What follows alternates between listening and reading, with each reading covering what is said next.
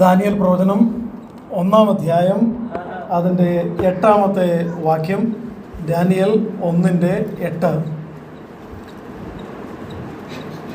എന്നാൽ ആ ആ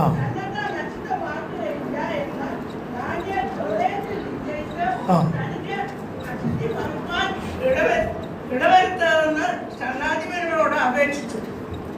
1-ാം അധ്യായത്തിന് 8-ാം വാക്യം നമ്മൾ കേട്ടു. തനിക്ക് അശുദ്ധി ഭവിപ്പാൻ ഇടവരുത്തരുതെന്ന് ഷണ്ഡാധിപനോട് അപേക്ഷിച്ചു. ഇനി 2:17-18 വാക്യങ്ങളൊന്ന് വായിക്കാം.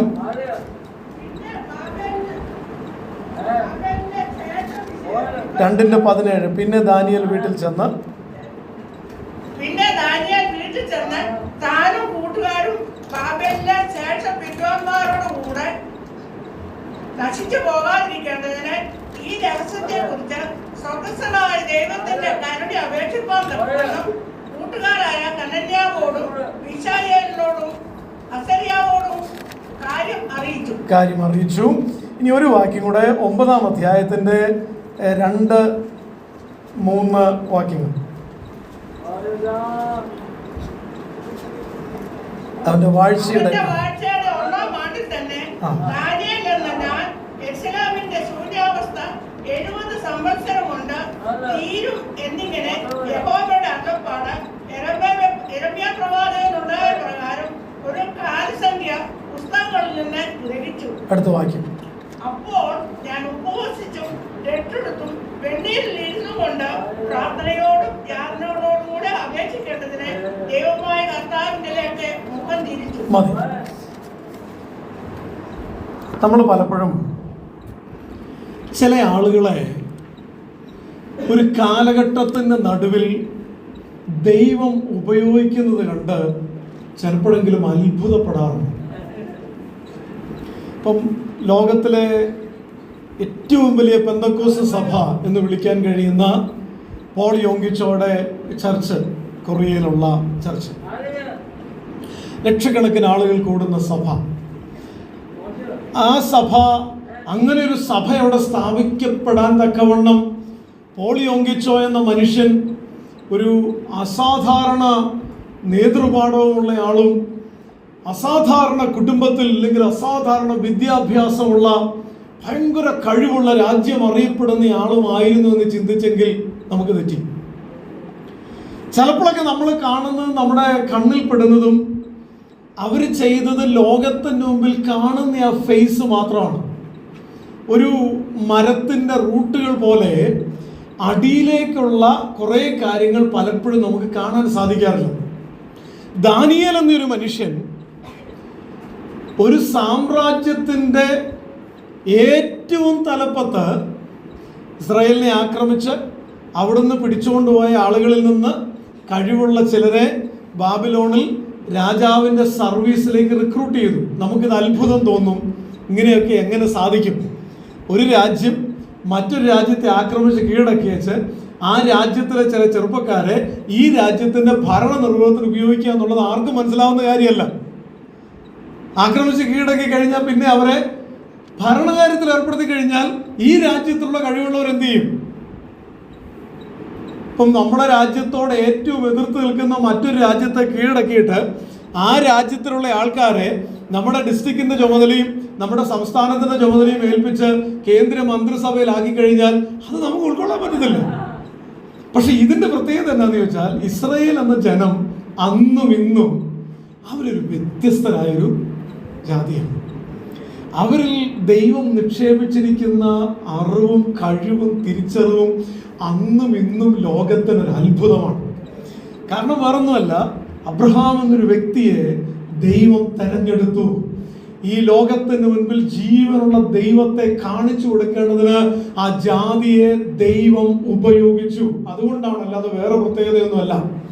ഒരു വ്യക്തി ദൈവത്തിന് വേണ്ടി വേർതിരിഞ്ഞു നിന്നാൽ ഭാവിയും ജീവിതവും നോക്കാതെ, ജീവിതത്തിന്റെ നേട്ടങ്ങളെ നോക്കാതെ ദൈവത്തിന് വേണ്ടി വേർതിരിയപ്പെട്ട് നിന്നാൽ ഇതുപോലെ ഇന്നും ദൈവത്തിന് ചെയ്യാൻ കഴിയും.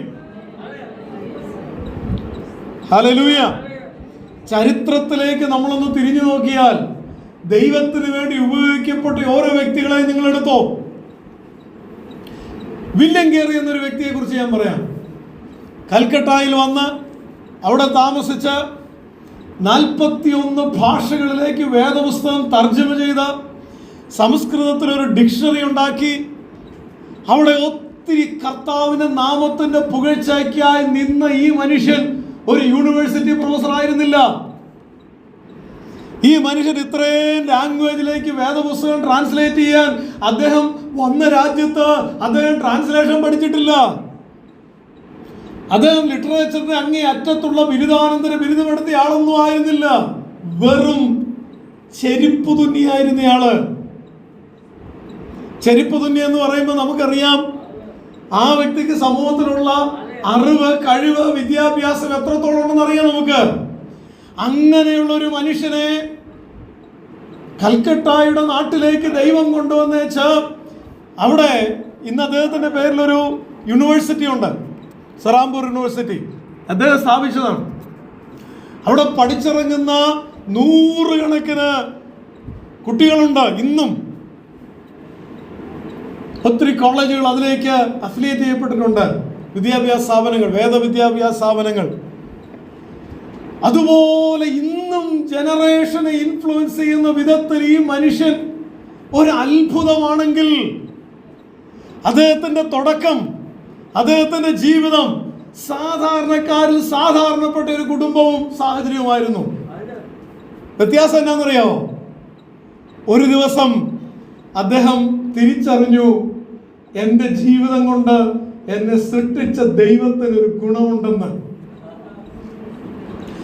എൻ്റെ ശ്വാസോച്ഛ്വാസം കൊണ്ട്, എൻ്റെ ആരോഗ്യം കൊണ്ട്, എനിക്ക് ദൈവം തന്നിരിക്കുന്ന ചിന്ത കൊണ്ട്, എനിക്ക് ദൈവം തന്നിരിക്കുന്ന ഞാൻ എന്താണോ ആ സാഹചര്യം കൊണ്ട് സ്വർഗരാജ്യത്തെ സ്വാധീനിക്കാൻ കഴിയുമെന്ന് അദ്ദേഹത്തിന്റെ തലയ്ക്കകത്തൊരു ദർശനമുണ്ടായ നിമിഷം മുതൽ തന്റെ ചരിത്രം മാറിയെന്നാണ് ഞാൻ പറഞ്ഞു വരുന്നത്. ഇന്ത്യയിൽ കടന്നു വന്ന വേറൊരാളുണ്ട്, എമി കാർമൈക്കിൾ എന്ന് പറയുന്ന ഒരു സഹോദരി. അയർലൻഡ് എന്ന് പറയുന്ന ഒരു രാജ്യത്ത് അല്ലെങ്കിൽ ഒരു സ്ഥലത്ത് 10 മക്കളിൽ ഒരാളായിട്ട് ഒരു കുടുംബത്തിൽ ജീവിച്ച ആളാണ് ആ കൊച്ച്, ഒരു പെൺകുട്ടി. അവൾക്ക് നല്ല ആരോഗ്യമൊന്നും ഉണ്ടായിരുന്നില്ല. പലപ്പോഴും ചുമയും അസ്വസ്ഥതകളും കാലാവസ്ഥയുടെ പ്രതികൂലങ്ങളും ഈ കുട്ടികളിലേക്കെല്ലാം വെച്ച് ഏറ്റവും രോഗാതുരമായ ശരീരം ഉണ്ടായിരുന്ന ആള് എമി കാർമൈക്കിളായിരുന്നു. പക്ഷേ തൻ്റെ കൗമാര പ്രായത്തിലേക്ക് താൻ കയറി കഴിഞ്ഞപ്പോൾ ഒരു പോയിന്റ് ഓഫ് ടൈമിൽ വെച്ച് ഒരു ദിവസം ഈ വചനം ആ പെൺകൊച്ചിന്റെ അകത്തോട്ട് കയറി. ഇതകത്ത് കയറി കഴിഞ്ഞത് ഈ കൊച്ചിന്റെ കാഴ്ചപ്പാട് അങ്ങോട്ട് മാറി. പിന്നെ ഈ കൊച്ച് ചെയ്യാൻ തുടങ്ങിയത്, ഈ കൊച്ച് ചർച്ചിൽ ചെന്ന് ചോദിച്ചു, എനിക്ക് സൺഡേ സ്കൂൾ പഠിപ്പിക്കാൻ അവസരം തരാമോ, കൊച്ചുകുട്ടികളെ പഠിപ്പിക്കാൻ. ഇവിടെ കൊച്ചുങ്ങളുടെ അകത്തേക്ക് മുഴുവനും നിത്യതയുടെ ദർശനം അങ്ങോട്ട് വാരി വിതറി. പതുക്കെ പതുക്കെ ചർച്ച അവളെ നോട്ട് ചെയ്യാൻ തുടങ്ങി. അവള് യൗവനക്കാരിയായപ്പോൾ മിഷണറിമാർ പോയ കൂട്ടത്തിൽ അവൾ ജപ്പാനിലേക്ക് മിഷണറി ആയിപ്പോയി. പക്ഷെ 1 വർഷം പൂർത്തീകരിച്ചപ്പോഴേക്കും അവളുടെ ശാരീരിക ബലഹീനത കാരണം അവൾ പരാജയപ്പെട്ട് തിരിച്ചു വന്നു. അപ്പോൾ അവളുടെ മേലൊരു ചാപ്പ കുത്തി, പരാജയപ്പെട്ടവൾ, ദൈവത്തിന് വേണ്ടി പ്രവർത്തിക്കാൻ ആരോഗ്യമില്ലാത്തവൾ, ശ്വാസകോശത്തിന് ക്ഷീണമുള്ളവൾ. പക്ഷെ ഇവളെന്ത് ചെയ്യുന്നറിയാമോ? പിന്നെ സ്വപ്നം കാണാൻ തുടങ്ങി. അങ്ങനെയാണ് അവൾ ഇന്ത്യയിൽ വന്നത്. ഇന്ത്യയിൽ വന്നിട്ട് അവള് ആദ്യം അവളുടെ മനസ്സിനെ ബാധിച്ചത് ദേവദാസി സിസ്റ്റം എന്നൊരു സിസ്റ്റം ഉണ്ടായിരുന്നു ഇന്ത്യയിൽ. ഓരോ ടെമ്പിളിലും ഒത്തിരി പെൺകൊച്ചുങ്ങളെ അങ്ങനെയുള്ള അധാർമികതയ്ക്ക് വേണ്ടി ആക്കുന്ന ഒരു സിസ്റ്റമായിരുന്നു. അതിനെതിരെ ശക്തമായിട്ട് അവൾ സംസാരിച്ചു. ഒത്തിരി നൂറുകണക്കിന് പെൺകുട്ടികളെ അവൾ രക്ഷിച്ചു. അവൾ അനവധി പുസ്തകങ്ങൾ എഴുതി. അവളുടെ സ്വാധീനം ഇന്ത്യൻ ചരിത്രത്തിൽ രേഖപ്പെടുത്തക്കവണ്ണം അതുപോലെ അവൾ ദൈവത്തിന് വേണ്ടി പ്രയോജനപ്പെട്ടു.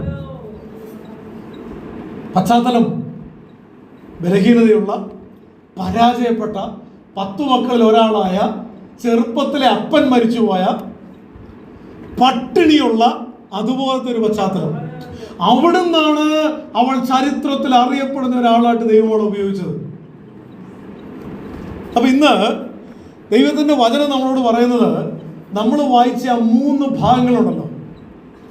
ദാനിയേൽ എന്നൊരു മനുഷ്യൻ ചരിത്രം ഓർക്കുന്ന അളവിലേക്ക് ബാബേൽ എന്ന് പറയുന്ന സാമ്രാജ്യത്തിൻ്റെ അകത്ത് ദൈവത്താൽ ശക്തമായി പ്രയോജനപ്പെട്ടുവെങ്കിൽ അതിന് 3 കാരണങ്ങളുണ്ട്. ആ 3 കാരണങ്ങളാണ് നമ്മൾ വായിച്ചു കേട്ടത്. ഇന്നിവിടെ ഇരിക്കുന്ന നമ്മൾ ഓരോരുത്തരും നമ്മൾ ഈ ചിന്തിക്കാൻ പോകുന്ന 3 വിഷയങ്ങൾ, ഈ 3 വിഷയങ്ങൾ എൻ്റെയും നിങ്ങളുടെയും ജീവിതത്തിൻ്റെ ഭാഗമാകുന്ന നിമിഷം നിങ്ങൾ നോക്കി നിൽക്കുമ്പോൾ നിങ്ങളുടെ ജീവിതം മാറാൻ തുടങ്ങും. നിങ്ങൾ നോക്കി നിൽക്കുമ്പോൾ ദൈവം നിങ്ങളെ ഉപയോഗിക്കാൻ തുടങ്ങും. ദൈവത്തിന് വേണ്ടി ചരിത്രമോർക്കുന്ന നിലവാരത്തിലേക്ക് സർവശക്തന്റെ കരങ്ങളിൽ നമ്മളും പ്രയോജനപ്പെടാൻ തുടങ്ങും. ആ പ്രയോജനപ്പെടാൻ തുടങ്ങുന്ന ആ കളർഫുൾ ആയിട്ടുള്ള ദൈവകരത്തിന്റെ പ്രവൃത്തിയുടെ താഴെ പുറകിലുള്ള റൂട്ടിനെ കുറിച്ചാണ് ഞാൻ സംസാരിക്കാൻ പോകുന്നത്. ആ 3 കാര്യങ്ങൾ എന്തൊക്കെയാണെന്ന് നമുക്കൊന്ന് ചിന്തിക്കാൻ ശ്രമിക്കാം. അതിന് ഒന്നാമത്തെ കാര്യം ഒന്നും കൂടെ നമുക്ക് വായിക്കാം. 1:8 വാക്യം പറയുന്നത്, രാജാവിൻ്റെ ഭോജനം കൊണ്ടും അവൻ കുടിക്കുന്ന വീഞ്ഞുകൊണ്ടും തന്നെത്താൻ അശുദ്ധം ആക്കുകയില്ല എന്ന് അദ്ദേഹം ഹൃദയത്തിൽ നിശ്ചയിച്ചു. തനിക്ക് അശുദ്ധി ഭവിപ്പാൻ ഇടവരുത്തരുതെന്ന് ഷണ്ഡാധിപനോട് അപേക്ഷിച്ചു. ദൈവിക ദർശനങ്ങൾ ആകസ്മികമല്ല, അത് ചില ആത്മീക ശീലങ്ങളുടെ പ്രതിഫലനമാണ്. നമ്മുടെ മനസ്സിൽ കുറിച്ച് വെച്ചോണം. ദൈവപ്രവൃത്തി, ശക്തമായി ദൈവം ഉപയോഗിക്കുന്ന ദൈവത്തിൻ്റെ പ്രവൃത്തി ആകസ്മികമല്ല, അത് നിരന്തരമായിട്ടുള്ള ചില ആത്മീക ശീലങ്ങളുടെ അനന്തരഫലമാണ്. ഇവിടെ സംഭവിക്കുന്നത് എന്താണെന്നറിയാം? രാജാവിൻ്റെ ഭോജനം, താൻ കുടിക്കുന്ന വീഞ്ഞ് എന്ന് വെച്ചാൽ തനിക്കുള്ള സൗകര്യം. രാജകൊട്ടാരത്തിൽ രാജാവിൻ്റെ ഭക്ഷണം കഴിക്കാൻ പറ്റുക എന്ന് പറഞ്ഞാൽ അന്നത്തെ കാലഘട്ടത്തിൽ അതിനേക്കാളും വലിയൊരു ലക്ഷറി വേറെയില്ല. അതാണ് താൻ ഉപേക്ഷിക്കുന്നത്. 2, സുരക്ഷ. രാജാവിന് കൊടുക്കുന്ന ഭക്ഷണം ചുമ്മാ ആർക്കും വാരിക്കോരി കഴിക്കാൻ പറ്റത്തില്ല. രാജാവിന് കൊടുക്കുന്ന ഭക്ഷണം കുക്ക് ചെയ്യാൻ ആ രാജ്യത്തെ ഏറ്റവും ബെസ്റ്റ് ആയിട്ടുള്ള ആളുകൾ കുക്ക് ചെയ്യും. അത് കഴിഞ്ഞത് ഭക്ഷണമേശയിൽ വരുന്നതിന് മുമ്പേ 3 വ്യക്തികൾ അത് ടേസ്റ്റ് ചെയ്യും. അവർക്ക് ആർക്കെങ്കിലും എന്തേലും ശാരീരിക അസ്വസ്ഥത ഇല്ല എന്ന് ഉറപ്പ് വരുത്തിയിട്ടേ ഭക്ഷണം ടേബിളിൽ വരത്തുള്ളൂ. സുരക്ഷ. സാമൂഹ്യ അംഗീകാരം. അതായത് രാജാവിൻ്റെ ഭോജനത്തിൽ, രാജാവിൻ്റെ ഭക്ഷണമേശയിൽ ഇരിക്കുക എന്ന് പറഞ്ഞാൽ അന്നത്തെ ഏറ്റവും വലിയ യോഗ്യതയാണ്. അതിലൊരു ചെറിയ എക്സാമ്പിളാണ്, ഇന്ത്യയുടെ പ്രധാനമന്ത്രി നാളെ നിങ്ങളെ അത്താഴം കഴിക്കാൻ വിളിച്ചാൽ എങ്ങനെ ഇരിക്കും? അദ്ദേഹം തിരുവനന്തപുരത്ത് വന്നപ്പോൾ നിങ്ങൾക്കൊരു ഫോൺ കോൾ പ്രധാനമന്ത്രിയുടെ ഓഫീസിൽ നിന്ന്, പ്രധാനമന്ത്രി തിരുവനന്തപുരത്തുണ്ട്, രാത്രി 7 മണിക്ക് അദ്ദേഹത്തോടൊപ്പം ഒരു ഡിന്നറിന് ഇന്ന സ്ഥലത്തേക്ക് നിങ്ങൾക്ക് ക്ഷണം തന്നിരിക്കുന്നു പറഞ്ഞാൽ നമ്മൾ എന്തോ ചെയ്യും? നമുക്ക് വിശ്വസിക്കാൻ പറ്റത്തില്ല. നമ്മളെ ഒന്ന് അങ്ങനെ ആദരിക്കപ്പെടുക എന്ന് പറഞ്ഞാൽ വലിയ കാര്യമാണ്. അപ്പൊ ഇവിടെ രാജാവിൻ്റെ കൂടെ ഇരുന്ന് ഭക്ഷണം കഴിക്കുക എന്ന് പറഞ്ഞാൽ സാമൂഹ്യ അംഗീകാരമാണ്. ഇതെല്ലാം താൻ നിരസിച്ചു. എന്തിനു വേണ്ടി? കാരണം വേറൊന്നുമല്ല, വളരെ സിമ്പിളായിട്ടുള്ളൊരു പ്രശ്നം ഇത്രയേ ഉള്ളൂ. രാജാവിന് വിളമ്പുന്ന ഭക്ഷണം മുഴുവനും അവരാരാധിക്കുന്ന വിഗ്രഹത്തിന് മുമ്പിൽ ആദ്യം സമർപ്പിക്കും. അവരുടെ ഒരു കൺസെപ്റ്റ് ഇതാണ്, അവിടെ ഏതൊരു ഭക്ഷണം രാജാവിന് കുക്ക് ചെയ്താലും ആ ഭക്ഷണം ആദ്യം വിഗ്രഹത്തിന് കൊടുത്തിട്ട് അതിൻ്റെ ബാക്കിയെ രാജാവ് ഭക്ഷിക്കും. ഇപ്പം രാജാവിൻ്റെ ഭക്ഷണം എന്ന് പറയുന്നത് വിഗ്രഹാർപ്പിതമാണ്. അപ്പോൾ പ്രശ്നം എന്നാന്ന് വെച്ചാൽ, ഞങ്ങൾക്ക് രാജാവിൻ്റെ ഭക്ഷണം വേണ്ട, അതിന് പകരം ശാഖപദാർത്ഥം എന്ന് പറഞ്ഞാൽ വെജിറ്റബിൾസ്. ഇവർ നോൺ വെജ് കഴിക്കാത്തവരൊന്നും അല്ല, അതുകൊണ്ടല്ല ഈ പറഞ്ഞത്. കാരണം അവിടെ ഒരു മൃഗത്തെ അറക്കുമ്പോൾ രാജാവിന് യാഗം അർപ്പിക്കുന്നതിൻ്റെ പ്രശ്നമാണ് ആ മൃഗത്തിൻ്റെ ഭക്ഷണം അല്ലെങ്കിൽ അതിൻ്റെ ഇറച്ചി കഴിക്കാത്തത്. അപ്പോൾ ഇവർ വെജിറ്റബിൾ കഴിച്ചു കഴിഞ്ഞാൽ ബാക്കി കഴിക്കുന്ന ആളുകളും ഇവരും തമ്മിൽ ഇവരുടെ മുഖത്തിൻ്റെ പ്രകാശം കുറഞ്ഞു പോകും, ഇവർ ക്ഷീണിച്ചു പോകുമെന്നാണ് ഈ ചുമതലക്കാരൻ്റെ ഭാരം. അപ്പോൾ ദാനിയേൽ തിരിച്ചു പറഞ്ഞു, ഒരു കാര്യം ചെയ്യുക, നിങ്ങൾക്ക് പ്രശ്നം ഉണ്ടാകാതിരിക്കാൻ ഒരു 10 ദിവസം ഒന്ന് പരീക്ഷിച്ച് നോക്ക്, എന്നിട്ട് ഞങ്ങൾ 2 കൂട്ടരെ ഒന്ന് താരതമ്യപ്പെടുത്തുക, ഞങ്ങൾ ക്ഷീണിച്ച് കാണുകയാണെങ്കിൽ ഞങ്ങൾ കഴിച്ചോളാം. അപ്പൊ ഇദ്ദേഹം പറഞ്ഞു, എന്നാൽ പിന്നെ 10 ദിവസം രാജാവിന്റെ ഭക്ഷണം നിങ്ങൾ കഴിക്കാതിരുന്നു. 10 ദിവസം കഴിഞ്ഞ് നോക്കിയപ്പം രാജാവിന്റെ ഭക്ഷണം കഴിക്കുന്നവരെക്കാൾ ഈ 10 പേര് കാഴ്ചയിൽ നല്ല സുമുഖന്മാരായ മുഖത്തെ പ്രകാശം കൂടി വന്നിരിക്കുന്നു. എനിക്ക് മനസ്സിലായൊരു കാര്യം ഞാൻ നിങ്ങളോട് പറയാം. ദൈവത്തിനു വേണ്ടി ഉപയോഗിക്കപ്പെട്ട ആരെങ്കിലും നിങ്ങൾ കാണുന്നുണ്ടെങ്കിൽ അവരുടെ ഒന്നാമത്തെ ശീലം, അവർക്ക് ദൈവവും ദൈവവചനവും അംഗീകരിക്കാത്ത ഏത് ലക്ഷറി ആണെങ്കിലും, ഏത് സൗകര്യമാണെങ്കിലും, ഏത് സുരക്ഷയാണെങ്കിലും, ഏത് സാമൂഹ്യ മാന്യതയാണെങ്കിലും അവര് അതിനോട് നോ പറയും. നമ്മുടെ രാജാവിൻ്റെ ഭക്ഷണം എന്ന് വിളിക്കപ്പെടാൻ കഴിയുന്നത് എന്താണ്? നമ്മുടെ ജീവിതത്തിൽ നമ്മുടെ ജോലിയാണോ? നമ്മുടെ ജോലിയിലെ ചില കോംപ്രമൈസുകളാണോ? നമ്മുടെ ഏത് മേഖലയിലാണ് ആരെങ്കിലും അതൊന്നും കുഴപ്പമില്ല, അതൊന്നും ഇപ്പോൾ ആരും അറിയാൻ പോകുന്നില്ല എന്നൊക്കെ ചോദിക്കുന്ന ചില സന്ദർഭങ്ങളിൽ വിട്ടുവീഴ്ച ചെയ്യുന്ന, കോംപ്രമൈസ് ചെയ്യുന്ന നമ്മുടെ രാജാവിൻ്റെ ഭക്ഷണം എന്ന് വിളിക്കപ്പെടാൻ പറ്റുന്ന എന്താണുള്ളത്? ഏതാണ് എങ്കിലും ദൈവത്തെ മാനിക്കാൻ വേണ്ടി അത് ഉപേക്ഷിക്കാൻ നമ്മൾ തയ്യാറാകുന്ന നിമിഷമാണ് സ്വർഗത്തിന്റെ തെരഞ്ഞെടുപ്പ് നമ്മുടെ മേലുണ്ടാകുന്നത്.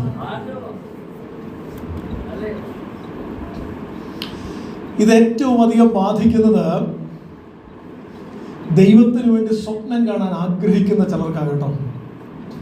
ഇന്ന് ഇവിടെ ഇരിക്കുന്ന നിങ്ങളോട് ഞാൻ പറയാം, ഞാൻ രക്ഷിക്കപ്പെട്ടു, ഞാൻ ദൈവഭക്തനായി, എങ്ങനെയെങ്കിലുമൊക്കെ എനിക്കങ്ങ് മുന്നോട്ട് പോയാൽ മതി എന്ന് ചിന്തിക്കുന്നവരാണെങ്കിൽ ഞാൻ ഈ പറയുന്ന ഒരാശയവും നിങ്ങളെ തൊടുകയില്ല. എന്നാൽ ഈ ഭൂമിയിൽ ഈ കാലഘട്ടത്തിൽ ജീവിക്കാൻ ദൈവം എന്നെ അനുവദിച്ചതിൻ്റെ പുറകിൽ ദൈവത്തിനൊരു ലക്ഷ്യമുണ്ടെന്നും ഞാൻ ഈ അകത്തൊടുക്കുന്ന ശ്വാസം പുറത്തോട്ട് വിടാൻ കഴിഞ്ഞില്ലെങ്കിൽ തീരുന്നതേ ഉള്ളൂ എൻ്റെ ആയുസ്സെന്നും ദൈവം എനിക്ക് തരുന്ന നാളുകൾ അത് എത്രയാണെങ്കിലും അതിൻ്റെ ഓരോ നിമിഷങ്ങളിലും അതിനർത്ഥമുണ്ടാകുന്നത് ദൈവത്തിന് വേണ്ടി ഞാൻ ചിന്തിക്കുമ്പോൾ, ദൈവത്തിന് വേണ്ടി ഞാൻ സ്വപ്നം കാണുമ്പോൾ, ദൈവത്തിന് ഞാൻ മുൻഗണന കൊടുക്കുമ്പോൾ എൻ്റെ ആയുസ് ഒരു പാനീയ യാഗമെന്ന് പൗലോസ് പറഞ്ഞതുപോലത്തെ ഒരളവുണ്ട്, ഒരു ആത്മീകതയുടെ അളവുണ്ട്. ആ അളവിലേക്ക് വർദ്ധിച്ചു വരുന്ന ചിലർക്കാണ് ഈ പറയുന്ന ഒരു കാര്യത്തിന്റെ പ്രസക്തി മനസ്സിലാവുക.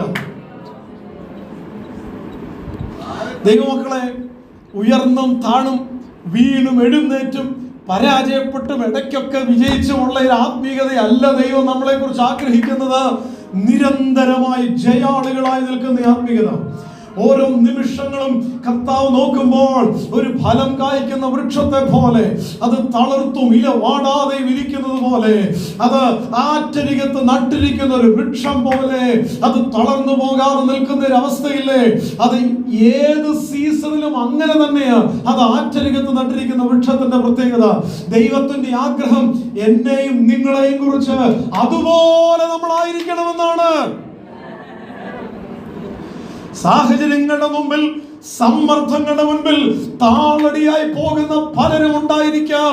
പക്ഷെ അങ്ങനെയല്ല ദൈവം നമ്മെ കുറിച്ച് ആഗ്രഹിക്കുന്നത്. ഏത് നിമിഷങ്ങളിലും, ഏത് ദിവസങ്ങളിലും, ഏത് മണിക്കൂറുകളിലും എൻ്റെ പ്രാർത്ഥന ഇതാണ്. ഞാൻ ജോലി ചെയ്യുമ്പോൾ, ഞാൻ അനേകരോട് സംസാരിക്കുമ്പോൾ, ഞാൻ സൗഹൃദങ്ങളിൽ ഏർപ്പെടുമ്പോൾ, ഞാൻ വഴി നടക്കുമ്പോൾ, ഞാൻ യാത്ര ചെയ്യുമ്പോൾ, ഞാൻ ഫോൺ സംഭാഷണത്തിൽ ഏർപ്പെടുമ്പോൾ, അപ്പാ ഇപ്പോൾ ഈ നിമിഷം അങ്ങ് എന്നെ കുറിച്ച് എന്താണ് ആഗ്രഹിക്കുന്നത്, എന്നെ കുറിച്ചുള്ള അങ്ങയുടെ ലക്ഷ്യം എന്താണ്, എന്റെ ആയുസ് കൊണ്ട് ഈ നിമിഷം എന്താണ് ഞാൻ അങ്ങേക്ക് വേണ്ടി ചെയ്യേണ്ടത്, ഇങ്ങനെ കൊതിയുള്ള ചിലരുണ്ട്. അവരെ കുറിച്ചാണ് ഞാൻ സംസാരിക്കുന്നത്. അങ്ങനെയുള്ള ആളുകളെയാണ് വേദപുസ്തകം വിളിക്കുന്നത് അവർ ജയാളികളാണ്. അവർ ജയിച്ചവരാകൊണ്ട് അവർക്ക് ദൈവത്തിന്റെ സന്നിധി ചെല്ലുമ്പോൾ അവൻ വെള്ള വസ്ത്രം ധരിപ്പാൻ കിട്ടി. അവർ ജയിച്ചവരാകൊണ്ട് ഒരു വെള്ള കല്ലും എഴുതിയിരിക്കുന്ന പേരും കിട്ടി. അതിൻ്റെ അർത്ഥമൊക്കെ നമ്മൾ വെളിപ്പാട് പുസ്തകം പഠിച്ചപ്പോൾ മനസ്സിലാക്കിയിട്ടുണ്ട്. അന്ന് റോമാക്കാർക്ക് പരിചയമുള്ളൊരു കാര്യമാണത്. ഗ്ലാഡിയേറ്റേഴ്സ് എന്ന് പറയുന്ന ഒരു പറ്റം ആളുകളുണ്ട്. അവർ ചാവേറുകളാണ്, യുദ്ധം ചെയ്യുന്നവരാണ്. അവരെ വെട്ടിമരിക്കുന്നത് കാണാൻ കൂടുന്ന സ്ഥലമാണ് കൊളോസിയം. പക്ഷെ ഈ ചാവേറുകളായിട്ട് നിൽക്കുന്നവരിൽ ചിലര് അവർ ഓരോ സീസണിലും അംഗം പൊരുതുമ്പോൾ അവർ ജയാളികളായിട്ട് നിൽക്കും. അങ്ങനെ ജയിച്ച് ജയിച്ച് ജയിച്ച് അവരുടെ ആരോഗ്യം ക്ഷയിക്കുമ്പോൾ ഒരിക്കലും അവർ റിട്ടയർ ചെയ്യും. റിട്ടയർ ചെയ്യുന്ന സമയത്ത് അവിടുത്തെ എംപറർ, അവിടുത്തെ വലിയ ഭരണാധികാരി ഇവർക്ക് ഒരു വെള്ളക്കല്ല് എന്ന് വെച്ചാൽ ഒരു രത്നം പോലെയുള്ളൊരു കല്ല്, അവർക്ക് വളരെ വിലയേറിയ മൂല്യമുള്ള ഒരു കല്ലും ആ കല്ലിൽ അവരുടെ പേര് കൊത്തിയതും ഒരു പതക്കമായിട്ട് അവർക്ക് സമ്മാനം കൊടുക്കും. അതിനെക്കുറിച്ചാണ് പറയുന്നത്. ഒരു ചാവേറ് യുദ്ധം ചെയ്ത് ഇവനെ സപ്പോർട്ട് ചെയ്യാൻ ആരുമില്ല. ഇവൻ അടിമകളാണ്. പല രാജ്യങ്ങളിൽ നിന്നും പിടിച്ചുകൊണ്ടുവന്ന ആൾക്കാർ ഈ ചാവേറായിട്ട് കൊത്തി മരിക്കാൻ വേണ്ടി ഇട്ട് കൊടുക്കുന്നത്. അത് കണ്ട് രസിക്കാനാണ് കൊളോസിയത്തിൽ ആളുകൾ കൂടി വരുന്നത്. അങ്ങനെയുള്ള ആ സംരംഭം നിർത്തലാക്കിയതിന്റെ പുറകിൽ ഒരു ഹെർമിറ്റ് ഉണ്ട്. ആ മനുഷ്യനൊരു ദൈവവൈതലായിരുന്നു. അതിനെക്കുറിച്ച് ഞാൻ വായിച്ചിട്ടുള്ളത് എങ്ങനെയാണ്, ഒരിക്കൽ കൊളോസിയത്തിൽ 2 ഗ്ലാഡിയേറ്റേഴ്സ് അങ്ങോട്ടും ഇങ്ങോട്ടും വെട്ടിമരിക്കാൻ ആ ചാവേറുകൾ അവിടെ അണിനിരുന്നു. ജനം മുഴുവനും നോക്കിയിരിക്കുമ്പോൾ ഈ ഉയർന്ന പ്രതലത്തിലോട്ട് ഈ ഹെർമിറ്റ് ഓടിച്ചെന്നു. എല്ലാ ആളുകളും യുദ്ധം തുടങ്ങാൻ കാത്തിരിക്കുന്ന സമയത്ത് ഈ മനുഷ്യൻ വാളുകൾ രണ്ടും പരിചയം പിടിച്ചു നിൽക്കുന്ന ഇവരുടെ നടുക്ക് കയറി നിന്നേച്ച് 2 കരങ്ങളും ഉയർത്തി പറഞ്ഞു, അരുതേ, നിങ്ങൾ വെട്ടിമരിക്കരുതേ. അദ്ദേഹം ആ പൊതുസമൂഹത്തെ നോക്കിയിട്ട് ഇങ്ങനെ ചോദിച്ചു, എന്ത് കാണാനാ നിങ്ങൾ ഇവിടെ കൂടി വന്നിരിക്കുന്നത്? 2 ജീവിതങ്ങൾ തമ്മിൽ വെട്ടിമരിക്കുന്ന രക്തച്ചൊരിച്ചിൽ കാണാൻ ഇതുപോലെ ക്രൂരന്മാരാണോ നിങ്ങൾ? പക്ഷെ അവിടെ സംഭവിച്ചത് വേറൊന്നായിരുന്നു. അത് കേട്ട് മാനസാന്തരപ്പെടാനല്ല അവരവിടെ വന്നിരിക്കുന്നത്.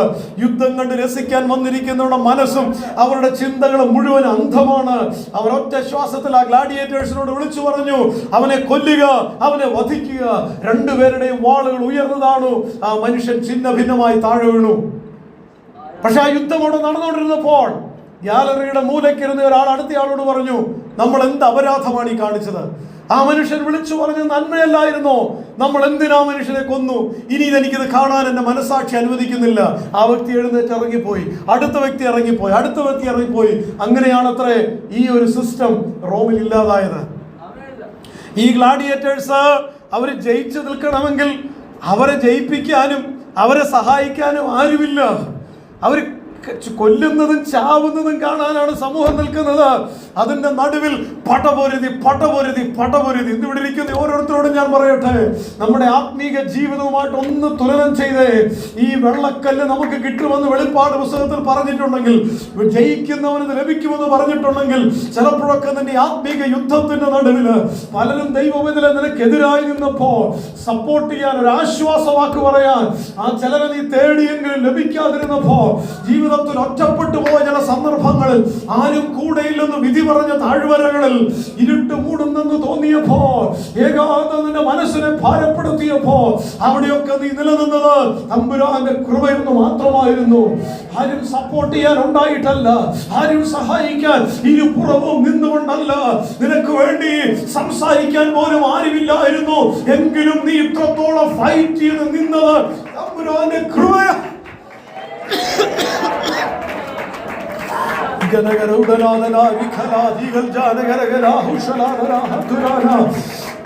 ജയിക്കുന്ന ചിലരെ കാത്തിരിക്കുന്നത് സിംഹാസനത്തിന് മുൻപിൽ ചെന്ന് നിൽക്കുമ്പോ നീ ഒറ്റയ്ക്കാ പോരടിച്ചത്. സഹായിക്കുവാൻ ലോകത്തിൽ ആരുമില്ലായിരുന്നുവെങ്കിലും നീ ജയിച്ചു നിന്നു എന്ന് പറഞ്ഞ് ചേർത്ത് പിടിച്ച് നിന്റെ ശിരസിൽ കിരീടങ്ങൾ അണിയിക്കുന്ന ഒരു ദിവസമുണ്ടെന്ന് മറന്നു പോകരുത്. ഒരു പ്രതിഫലമുണ്ട് നിശ്ചയം. രാജാവിന്റെ കൂടെ ഇരിക്കുന്ന സൗകര്യവും ആ ലക്ഷറിയും ആ സുരക്ഷിതത്വവും ആ പദവിയും അതെല്ലാം വേണ്ടെന്ന് വെച്ചപ്പോൾ സമൂഹം പറഞ്ഞു, നീയാണ് ഏറ്റവും മരമണ്ടൻ. പക്ഷെ പിന്നത്തേതിൽ കാലഘട്ടങ്ങൾ മുന്നോട്ട് പോയപ്പോൾ ഈ പറഞ്ഞവർക്ക് തന്നെ മനസ്സിലായി, ത്യാഗമെടുത്തത് കൊണ്ട് കുറഞ്ഞു പോയില്ല, ആ മുഖം തളർന്നു പോയില്ല. ഇന്ന് ഞാനിവിടെ ഒന്ന് വിളിച്ചു പറയാ, ദൈവസന്നിധിയിൽ ഒരു ത്യാഗമെങ്കിലും ക്രിസ്തുവിന് വേണ്ടി, വചനത്തിന് വേണ്ടി, നിത്യതയ്ക്ക് വേണ്ടി, വിശുദ്ധിക്ക് വേണ്ടി നീ എടുക്കുന്നുണ്ടെങ്കിൽ നീ കുറഞ്ഞു പോവുകയില്ല, നീ വർദ്ധിച്ചു വരും. വർദ്ധിച്ചു വരുമെന്ന് പറഞ്ഞാൽ സാഹചര്യങ്ങൾ പ്രതികൂലമായാലും അതിന്റെ നടുവിലൂടെ നടത്തുന്ന ഒരു കരം നീ കാണും. ഹല്ലേലൂയ. അപ്പൊ ഒന്നാമത്തെ ഇതുപോലെയൊക്കെ ദൈവത്താൽ ഉപയോഗിക്കപ്പെട്ടെങ്കിൽ ഒന്നാമത്തെ കാരണം ചിലതൊക്കെ വേണ്ടെന്ന് വെക്കാൻ തയ്യാറായെന്നുള്ളത്. രണ്ടാമത്തെ കാര്യം അതിൻ്റെ 2-ാം അധ്യായത്തിൽ നമ്മൾ വായിച്ച വാക്യങ്ങളാണ്. 2:17 മുതൽ. പിന്നെ ദാനിയേൽ വീട്ടിൽ ചെന്ന് താനും കൂട്ടുകാരും ബാബേലിലെ ശേഷം വിദ്വാൻമാരുടെ നശിച്ചു പോകാതിരിക്കേണ്ടതിന് ഈ രഹസ്യത്തെക്കുറിച്ച് സ്വർഗസ്ഥനായ ദൈവത്തിൻ്റെ കരുണ അപേക്ഷിപ്പാൻ തക്കവണ്ണം കൂട്ടുകാരായ ഹനന്യാവോടും മിശായേലിനോടും അസര്യാവോടും കാര്യം അറിയിച്ചു എന്ന് വെച്ചാൽ, രണ്ടാമത്തെ കാര്യം വെല്ലുവിളികളുടെ മുമ്പിൽ പ്രാർത്ഥിക്കാനിരിക്കുന്ന ഒരു ശീലമാണ് തമ്പുരാൻ ഈ വ്യക്തിയുടെ ജീവിതത്തിൽ കണ്ടെത്തിയത്. നമ്മൾ ഈ കണ്ട ലിസ്റ്റിൽപ്പെട്ട ആളുകളുണ്ടല്ലോ, ആദ്യം പറഞ്ഞ മിഷണറിമാരുടെ ചരിത്രമൊക്കെ ഞാൻ പറഞ്ഞല്ലോ, സർവ്വസാധാരണക്കാരൻ.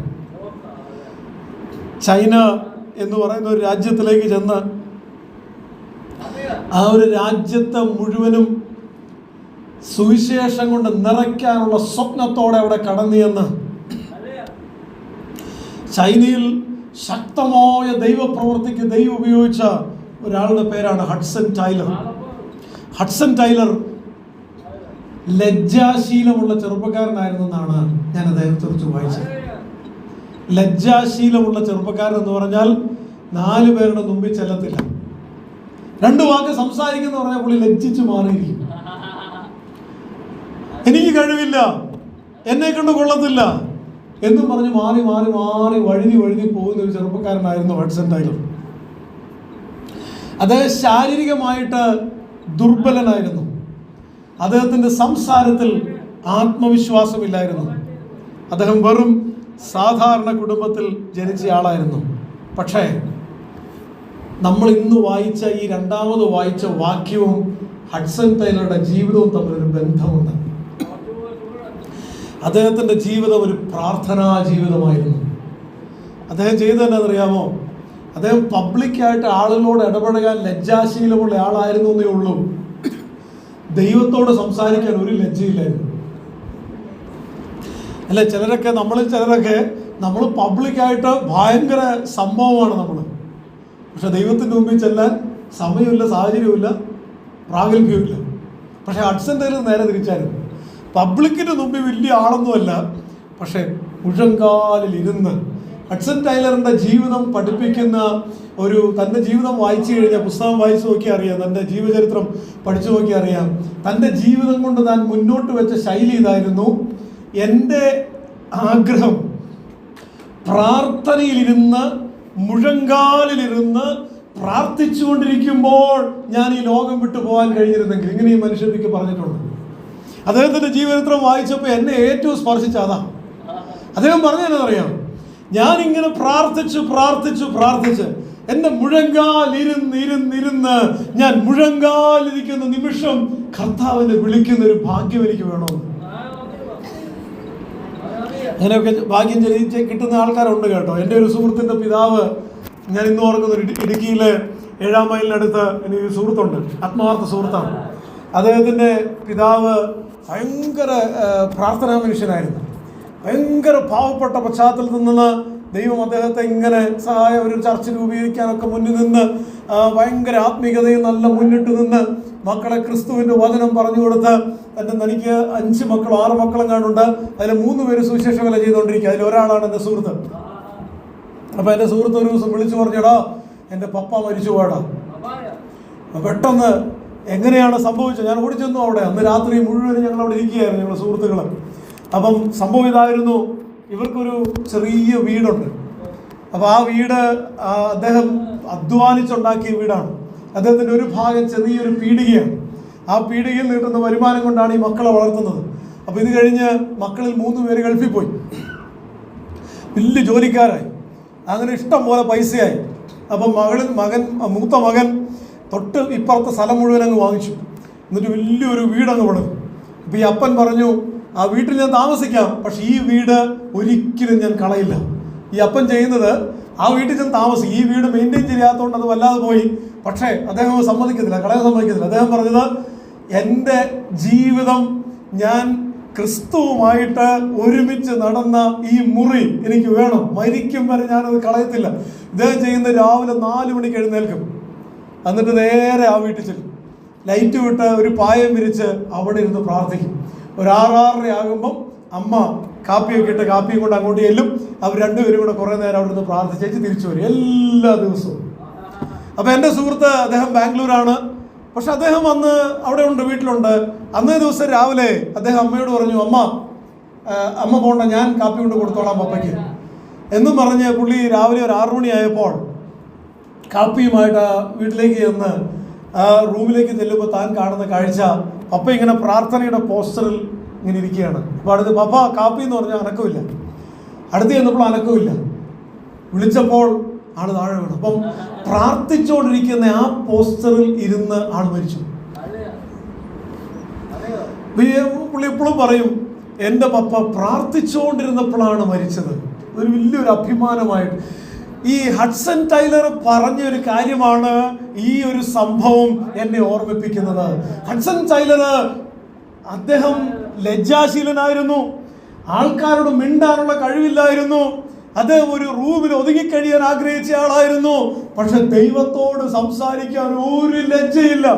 എന്നെ വേണമെങ്കിലും കർത്താവിനോട് പറയും, കർത്താവിനോട് എന്തും പറയുക മാത്രമല്ല, കർത്താവ് ഇങ്ങോട്ട് പറയുന്ന എന്തും കേൾക്കും. അങ്ങനെ ദൈവത്തിന് മനസ്സിലായി, എനിക്ക് ഒരു വലിയ സമൂഹത്തിലേക്ക് റീച്ച് ചെയ്യാൻ, ചൈന എന്ന രാജ്യത്തേക്ക് സുവിശേഷം അറിയിക്കാൻ എനിക്കൊരാളെ വേണമെന്ന് സ്വർഗത്തെ തീരുമാനിച്ചപ്പോ ആ മുഴങ്കാലിരിക്കുന്ന ആ മനുഷ്യനെ ഞാൻ ഉപയോഗിക്കാമെന്ന് സ്വർഗം കുറിച്ചു വെച്ചു. ഇന്നിവിടെ ഇരിക്കുന്ന ഓരോരുത്തരോടും ഞാൻ പറയാം, നിങ്ങൾ ലജ്ജാശീലമുള്ള ആളാണോ, കഴിവില്ലാത്ത ആളാണോ, മറ്റുള്ളവരെ അഭിമുഖീകരിക്കാൻ കഴിവ് കുറവാണോ? ഇതെല്ലാം ദൈവം നോക്കുന്നില്ല. ദൈവം നോക്കുന്നതിന്റെ മുഴങ്കാലിൽ തഴമ്പുണ്ടോ?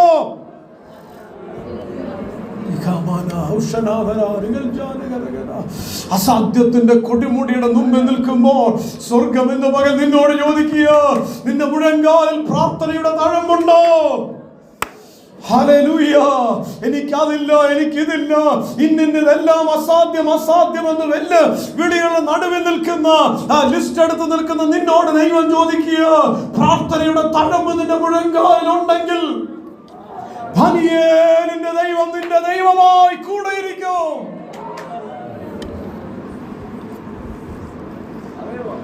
ആ മരം അങ്ങനെ തഴച്ചു വളർന്ന് ഫലം കായ്ച്ചു നിൽക്കുന്നെങ്കിൽ അതിന്റെ രണ്ടാമത്തെ വേര്, ആഴത്തിലേക്ക് പോയിരിക്കുന്ന വേര്, പ്രതിസന്ധികളുടെ നടുവിൽ മുട്ടുമടക്കുന്ന ശീലം. Prayer before panic.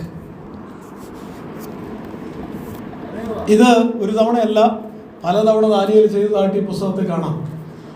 പക്ഷെ ആ പോയിന്റ് മനസ്സിലാക്കാൻ ഒരു വാക്യം മാത്രം വായിച്ചേ ഉള്ളൂ. പ്രശ്നം വരുമ്പോൾ നമ്മൾ ആദ്യം ചെയ്യുന്നത് എന്താണ്? പരാതി പറയുമല്ലേ? ഞാനും ചെയ്തിട്ടുണ്ട് കേട്ടോ. പ്രശ്നം വരുമ്പോൾ നമ്മൾ ആദ്യം ചെയ്യുന്നത് എന്നാണെന്നറിയാമോ? രാഷ്ട്രീയക്കാരുടെ അടുത്ത് പറയാൻ ചെല്ലും. ഞാൻ അനുഭവിച്ചിട്ടുണ്ടത്. ചിലപ്പോൾ ഭയങ്കര പ്രതിസന്ധി എൻ്റെ ജീവിതത്തിൽ വന്നപ്പോൾ ഒന്നല്ല, ഇതിലധികം തവണ ഏറ്റവും അടുത്ത രാഷ്ട്രീയക്കാരെ, ഏറ്റവും അടുത്ത ചില ആളുകളെ നമ്മൾ വിളിക്കും. അപ്പോഴാണ് നമുക്ക് ശരിക്കും മനസ്സിലാവുക ഇവർ നമ്മളെ സ്നേഹിച്ചിരുന്നോ ഇല്ലയോ എന്നുള്ളത്. നമ്മളോട് വലിയ കാര്യമൊക്കെ പറയുന്ന ചിലർ ഒരു പ്രശ്നം ഉണ്ടായെന്ന് പറഞ്ഞ് നമ്മൾ വിളിക്കുമ്പോൾ അവർ വളരെ നൈസായിട്ട് രക്ഷപ്പെടുന്ന കാഴ്ച കാണുമ്പോൾ നമുക്ക് മനസ്സിലാകും പറ്റുന്നില്ല. പക്ഷെ നമ്മുടെ ഒക്കെ മാനുഷിക പ്രശ്നം എന്താണെന്നറിയാമോ? ഇതെല്ലാം തീരുമ്പോഴേ നമ്മൾ മുട്ടുമടക്കത്തുള്ളൂ. ദാനിയേൽ അങ്ങനെയല്ല. പ്രശ്നം വന്നപ്പോൾ ആദ്യം കുറ്റപ്പെടുത്താൻ പോയില്ല, ഫൈറ്റ് ചെയ്യാൻ പോയില്ല, സ്വാധീനങ്ങൾ അന്വേഷിച്ച് പോയില്ല, രാഷ്ട്രീയക്കാരുടെ കാലെ വീഴാൻ പോയില്ല. പ്രശ്നം വന്നപ്പോൾ ദാനിയേൽ ദൈവസന്നിധി മുഴങ്കാൽ മടക്കി. ഇതിവിടെ ഇരിക്കുന്ന പലരുടെയും അനുഭവമാണെന്ന് എനിക്കറിയാം, എന്റെ മാത്രമല്ല. രക്ഷപ്പെടാൻ യാതൊരു മാർഗമില്ലെന്ന് കണ്ടപ്പോൾ, അകത്തും പുറത്തും പീഡനം വന്നപ്പോൾ, നോക്കാൻ ഒരിടവും ശേഷിച്ചിട്ടില്ലാത്ത നാളുകളിലൂടെ നീ കടന്നുപോയപ്പോ നിന്നെ സഹായിച്ചത് ഒരു മനുഷ്യനുമല്ലായിരുന്നു, ഒരു അധികാരികളുമല്ലായിരുന്നു, ഒരു സുഹൃത്തുമല്ലായിരുന്നു. നിന്നെ സഹായിച്ചത് സ്വർഗം നേരിട്ട് ഇറങ്ങി വന്നിട്ടായിരുന്നു. ഹല്ലേലൂയ. ഹന്ന ചെയ്തത് അത് തന്നെയാ. എവിടെയും പോയില്ല, ആലയത്തിൽ പോയി നെടുവീർപ്പിട്ടു.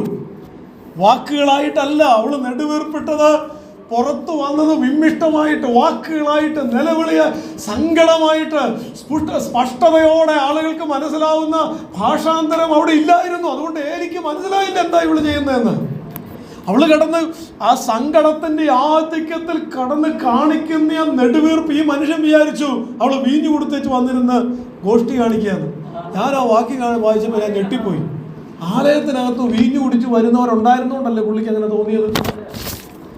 അവിടെ സാധാരണക്കാർ മുഴുവനും വീഞ്ഞും കുടിച്ച് ഗോഷ്ഠി കാണിക്കുന്ന ഒരു ദർശനങ്ങൾ തീരെയില്ലാത്ത, വചനം ദുർലഭമായിരുന്ന ആ കാലഘട്ടമാണെന്ന് ഓർക്കണം. മാതൃകയാക്കാൻ ഒരു വ്യക്തി പോലും ഇല്ലാത്ത ആ കാലഘട്ടത്തിലും ഈ പെൺകുട്ടിയുടെ അകത്ത് ഈ ഒരു ശീലം മാറിയില്ല. ആ ശീലമാണ് അവളെ വരുന്ന ആളുകളിൽ ചരിത്രം ഓർക്കുന്ന ഒരാളായിട്ട് മാറ്റിയത്. ഇവിടെ ഇരിക്കുന്ന ഓരോരുത്തരോടും ഞാൻ പറയട്ടെ, നിന്റെ അസാധ്യത്തിന്റെ മുൻപിൽ നീ മുഴങ്ങാൻ മടങ്ങിക്കും. മഞ്ഞുമല തരണം ചെയ്യാൻ കഴിയില്ലെന്ന് തോന്നുന്നുണ്ടോ? നീ മുട്ട വീണോ? ദൈവം ആ മഞ്ഞുമലയെ ഉരുക്കി കളയുന്ന നീ കാണും. സാധ്യത്തിന്റെ കൊടുമുടിയുടെ മുകളിൽ അന്താളിച്ച് നിൽക്കണ്ട. നീ ആ കരത്തിൽ മുറുകെ പിടിച്ചോ. ഒരു കുഞ്ഞിനെ എടുക്കുന്നത് പോലെ അവൻ നിന്നെ തോളിലെടുക്കും. അവൻ നിന്നെ തോളിലെടുക്കും. പിന്നെ നടക്കുന്നത് നീയല്ല, ആ സർവശക്തനാ നിനക്ക് വേണ്ടി നടക്കുന്നത്. ഹല്ലേലൂയ. കഴുകുമരം പൊക്കം കൂട്ടി സ്ഥാപിച്ചു വെച്ചത് കണ്ടപ്പോ, രട്ടെടുത്ത് വെണ്ണീറിലിരിക്കാൻ ഒരു മനുഷ്യൻ തയ്യാറായപ്പോ, ആ കഴുകുമരം ഉണ്ടാക്കിയ മനുഷ്യൻ പിന്നെ ഒരിക്കലും ഇതുപോലൊരു പ്രവൃത്തി ഉണ്ടാകാൻ ഭൂമിയിൽ ഇല്ലാതെ പോയി. നാം സേവിക്കുന്ന ദൈവം ആരാന്നറിയാമോ? നിന്റെ ഒരു തുള്ളി കണ്ണുനീര് കാണുമ്പോൾ മനസ്സലിയുന്നവനാണ്. എത്ര സർവശക്തനാണെങ്കിലും തന്റെ കുഞ്ഞിരുന്ന് കരയുന്നത് കണ്ട അരികിൽ വരും. ഈ ദൈവം ജീവിക്കുന്ന ദൈവമാ. മരിച്ചു മൺമറഞ്ഞു പോയ ദൈവത്തെ അല്ല ഞാൻ വിളിക്കുന്നത്. വിശ്വസിക്കുന്ന ദൈവമല്ലേ, നിനക്ക് വേണ്ടി ഇറങ്ങി വരും. അവൻ നിന്റെ ജീവിതത്തിൽ ഇതുവരെ നീ കണ്ടിട്ടില്ലാത്ത വഴികളിലൂടെ നടത്തും. അനേകർ കണ്ട് ആ ഫലം മുഴുവനും കണ്ട് ദൈവത്തെ സ്തുതിക്കത്തക്കവണ്ണം അടുത്ത വേരാഴത്തിലേക്ക് ഇറങ്ങട്ടെ. അത് പ്രാർത്ഥനാശീലമാകട്ടെ. പ്രാർത്ഥിക്കുന്ന ചിലര് പ്രാർത്ഥനാശീലങ്ങളിൽ നിന്ന് വീണുപോയിട്ടുണ്ടെങ്കിൽ അത് പുനഃസ്ഥാപിക്കപ്പെടട്ടെ. യേശുക്രിസ്തുവിന്റെ നാമത്തിൽ ആ പ്രാർത്ഥനാശീലം പുനഃസ്ഥാപിക്കപ്പെടട്ടെ. ആ നെടുമ്പോട് വീണ് കരയുന്ന ശീലം പുനഃസ്ഥാപിക്കപ്പെടട്ടെ.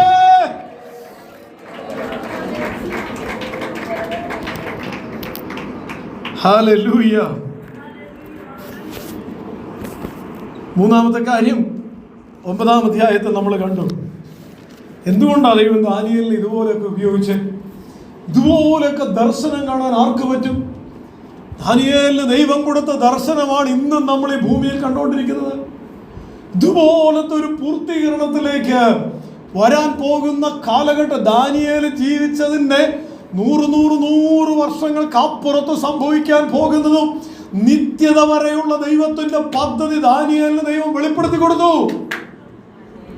ഇത്ര വലിയ ശ്രേഷ്ഠത. അതിന്റെ കാരണം എന്താണെന്ന് കേൾക്കണോ? 9-ാം അധ്യായത്തിന് 2-ാമത്തെ വാക്യം ഞാൻ വീണ്ടും വായിക്കുക. ദാനിയേൽ എന്ന ഞാൻ യെരൂശലേമിന്റെ ശൂന്യാവസ്ഥ 70 സംവത്സരം കൊണ്ട് തീരുമെന്നിങ്ങനെ യഹോവയുടെ അരുളപ്പാട് യിരെമ്യാ പ്രവാചകൻ ഉണ്ടായ പ്രകാരം ഒരു കാലസംഖ്യ പുസ്തകങ്ങൾ നിന്ന് ഗ്രഹിച്ചു. അപ്പോൾ ഞാൻ ഉപവസിച്ചും രട്ടെടുത്തും വെണ്ണീറിൽ ഇരുന്നും കൊണ്ട് പ്രാർത്ഥനയോടും യാചനകളോടും കൂടെ അപേക്ഷിക്കേണ്ടതിന് ദൈവമായ കർത്താവിലേക്ക് മുഖം തിരിച്ചു. ഇവിടെ കാണുന്ന പ്രാർത്ഥന എന്നാന്നറിയാം? എനിക്ക് പ്രൊമോഷൻ കിട്ടണേ എന്നുള്ള പ്രാർത്ഥനയല്ല, എൻ്റെ സൗകര്യം വർദ്ധിപ്പിച്ച് കിട്ടണേ, എനിക്ക് ലക്ഷറി കൂട്ടിക്കിട്ടണേ അല്ല. ഇത് മനസ്സിനകത്ത് നിറയുന്ന ഒരു ഭാരമാണ്. എന്ത് ഭാരമാണെന്നറിയാമോ? ദൈവത്തിൻ്റെ അരുളപ്പാട് ഇരമ്യാ പ്രവാചകൻ എഴുതി വെച്ചിരിക്കുന്ന ഭാവി കാര്യങ്ങളെ കുറിച്ചുള്ള ദൈവത്തിൻ്റെ അരുളപ്പാട് വായിച്ചുകൊണ്ടിരിക്കുക ഈ മനുഷ്യൻ. ഇതിങ്ങനെ വായിച്ച് വായിച്ച് ദൈവത്തിൻ്റെ അരുളപ്പാട് വായിച്ച് മുന്നോട്ട് പോയപ്പോൾ തൻ്റെ ഹൃദയം മുഴുവനും നിറഞ്ഞ ഭാരം എന്നാണെന്നറിയാമോ?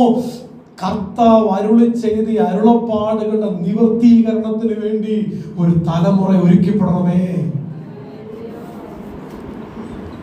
യെരൂശലേമിന്റെ ശൂന്യാവസ്ഥ തീരാറായി.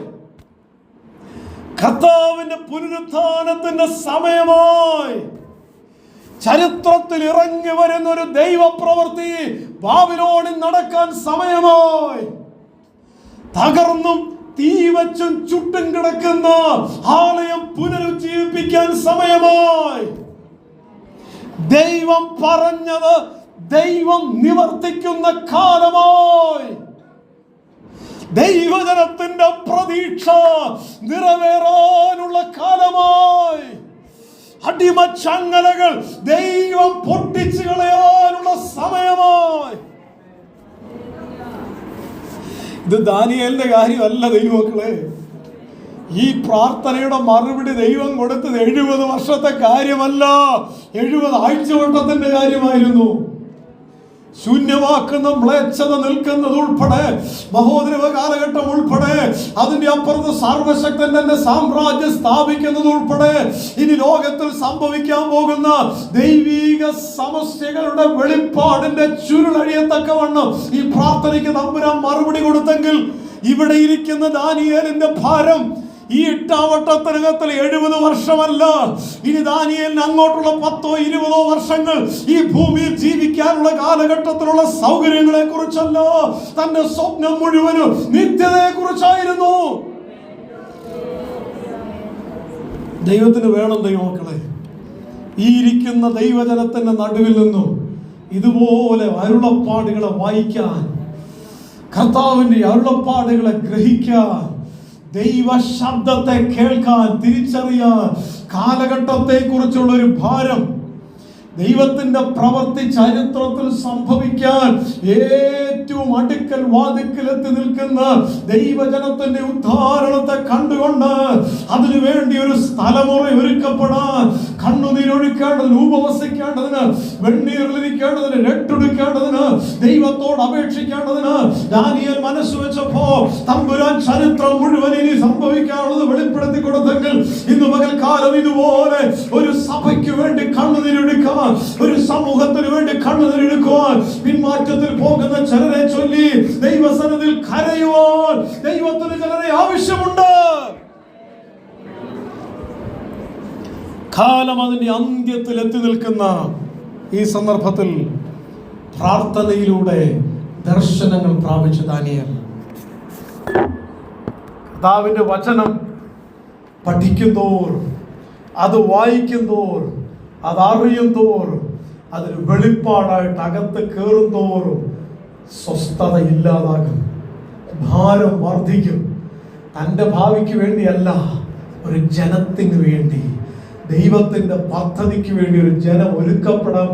ഈ സ്വപ്നം അതിരില്ലാത്ത സ്വപ്നമാണ്. ഈ സ്വപ്നത്തെ പിടിച്ചടക്കാൻ ഒരു വേലിക്കെട്ടിന് കഴിയത്തില്ലാത്ത കാഴ്ചപ്പാടിനെ കുറിച്ചാണ് ഞാൻ ഈ പറയുന്നത്. ഈ കാഴ്ചപ്പാട് പ്രാപിക്കാൻ ചിലരെ ദൈവത്തിന് വേണമെന്നാണ് ഞാൻ പറഞ്ഞത്. ദാനിയേലിനെ ദൈവം ഉപയോഗിച്ചെങ്കിൽ മൂന്നാമത് ആഴത്തിലേക്ക് ഇറങ്ങിയ റൂട്ട് വചനമറിയാൻ, വചനം പഠിക്കാൻ, അത് വെളിപ്പാടായി പ്രാപിക്കാൻ, അത് വിചാരിച്ച് ഭാരപ്പെടാൻ, ജനത്തിനു വേണ്ടി പ്രാർത്ഥിക്കാൻ, അങ്ങനെ ദൈവിക വെളിപ്പാടുകൾ പ്രാപിക്കാൻ, അങ്ങനെ ഒരു റൂട്ട് അതിന്റെ പുറകിലുണ്ട്. നമ്മുടെ പ്രാർത്ഥന ഇതാകട്ടെ, അപ്പാ എൻ്റെ കണ്ണൊന്ന് തുറക്കണമേ,